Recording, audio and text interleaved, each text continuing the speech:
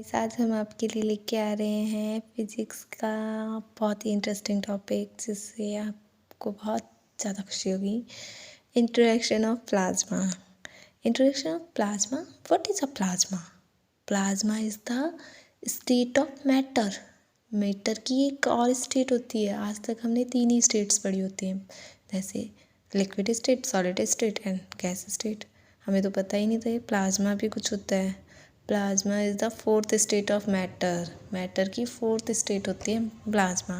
तो पहले प्लाज्मा को समझने से पहले हमें solid state, liquid state and gas state के बारे में पता होना चाहिए ना, तो थोड़ा सा इंट्रोडक्शन उसका कर लेते हैं। चलिए, matter has a 3 states. Mostly सब यही जानते हैं कि मैटर हैज़ अ 3 स्टेट्स, है ना। तो फर्स्ट स्टेट क्या होती थी? Solid state. हम कैसे पढ़ते थे उसको? इन this state atoms and molecules of matter tightly bounded, है ना, टाइटली बाउंडेड होते थे via solid bonds. They can only vibrate at its position. केवल ये ऐसे वाइब्रेट कर सकते थे, वो भी बहुत ही स्लोली अपनी ही पोजिशन पर, अदर कहीं नहीं। ठीक है। It is the lowest energy of matter. इनमें सबसे कम एनर्जी होती थी। ठीक है।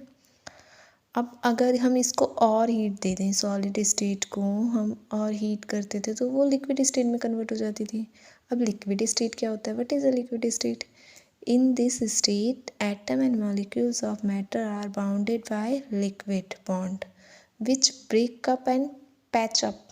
मतलब वो कभी तो टूट जाते थे, कभी टूट जाते हैं और कभी मिल जाता है। इनका बॉन्ड इसकी कंपैरिजन में इतना स्ट्रांग नहीं होता, इनका बहुत ज़्यादा स्ट्रांग होता है, इनका कम होता है। ठीक है।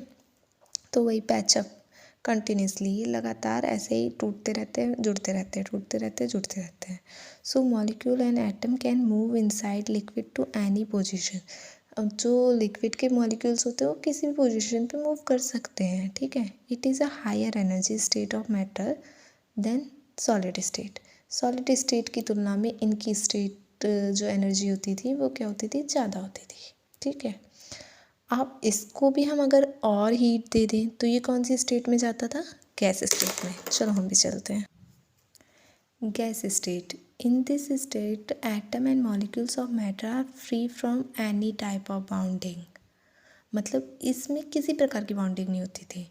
जैसे वहाँ पर बहुत ही स्ट्रॉन्ग बॉन्डिंग होती है, फिर लिक्विड स्टेट में उससे कम होती है, थोड़ी होती है ना। पर गैस स्टेट में कोई बाउंडिंग नहीं होती है। मॉलिक्यूल्स बहुत फ्रीली मूव करते हैं, उन्हें जहाँ जाना है वहाँ जाएंगे, कोई बाउंडेशन टाइप में नहीं होता इन पे। और इनकी जो एनर्जी होती है बहुत ज़्यादा होती है। It is a higher energy state than liquid and solid state. ये लिक्विड और सॉलिड दोनों की तुलना में बहुत ज़्यादा हायर एनर्जी होती है इनके पास। ये अपनी मर्ज़ी से घूमते हैं एकदम, इनको किसी की परवाह नहीं होती है कोई। अगर अब हम इसी में और हीट दे दें तो हमने तो 3 ही स्टेट्स पढ़ी थी ना, solid, liquid and gas. But अगर हम गैस को भी हीट कर दें तो कौन सी स्टेट में जाते हैं? तो मैटर जो मॉलिक्यूल्स होते हैं वो प्लाज्मा स्टेट में पहुंचते हैं। It is the 4th state of matter. ये मतलब आप प्लाज्मा एक अच्छी, बहुत ही अलग ब्रांच है और इसमें बहुत ही इंटरेस्टिंग टॉपिक्स हैं।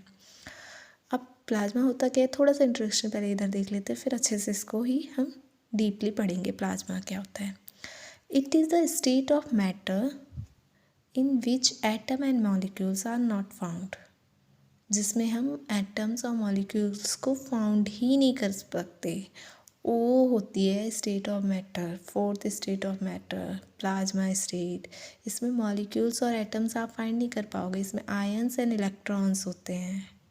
ठीक है। क्या होते हैं? Ions and electrons. It is a state in which ions and electron are found. जिसमें हम किसको खोजते हैं? आयंस और इलेक्ट्रॉन्स को। अगर कोई एटम है तो वो जब ब्रेक होता है तो आयंस और इलेक्ट्रॉन्स में ब्रेक होता है। Any kind of bonding between particles are not found. और इनके बीच कोई बॉन्डिंग हम नहीं खोज पाते हैं। ठीक है। अब हम नेक्स्ट वीडियो में प्लाज्मा की मैटर की 4th स्टेट प्लाज्मा के बारे में डीपली पढ़ेंगे। ठीक है। देन मिलते हैं नेक्स्ट वीडियो में। Thank you.